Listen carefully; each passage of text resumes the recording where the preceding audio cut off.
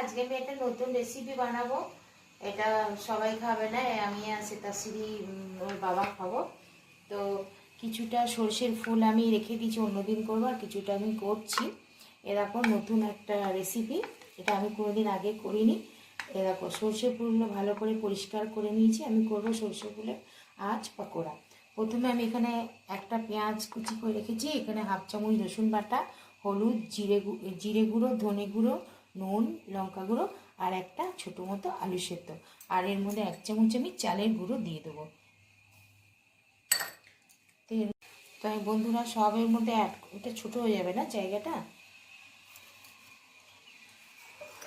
তো এর মধ্যে আমি এবার সব দিয়ে দিলাম। পেঁয়াজ কুচিটা দিয়ে দেবো বন্ধুরা। এবার এটাকে মিক্সড করব। জানি না, প্রথমবার করছি, কেমন হবে বন্ধুরা। খেয়ে তোমাদেরকে অবশ্যই বলবো কেমন হয়েছে। তোমরা একবার বাড়িতে ট্রাই করতে পারো। আর এরকম একটা মুচমুচে জিনিস সবারই ভালো লাগবে, না টেস্ট করার আগেও ভালো লাগবে। দেখি যা সুন্দর লাগছে নাকি মামন, দেখো বন্ধুরা কি সুন্দর লাগছে একটা। আমি ওইদিকে কড়া বসিয়ে দিই।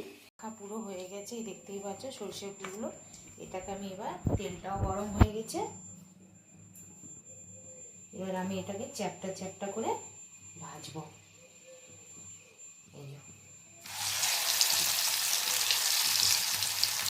এ দেখো বন্ধুরা, সর্ষে ফুলের পকোড়া হচ্ছে, এখনো হয়নি, হচ্ছে। আমার হয়ে গেল এ দেখো পকোড়া। তো বন্ধুরা আমার সর্ষে ফুলের পকোড়া রেডি। তো চলো একটু খেয়ে দেখি, মুচমুচে কার না ভালো লাগে বলো। এই দেখো,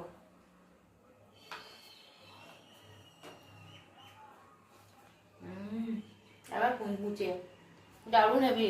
তো বন্ধুরা তোমরা বাড়িতে একদম ট্রাই করো।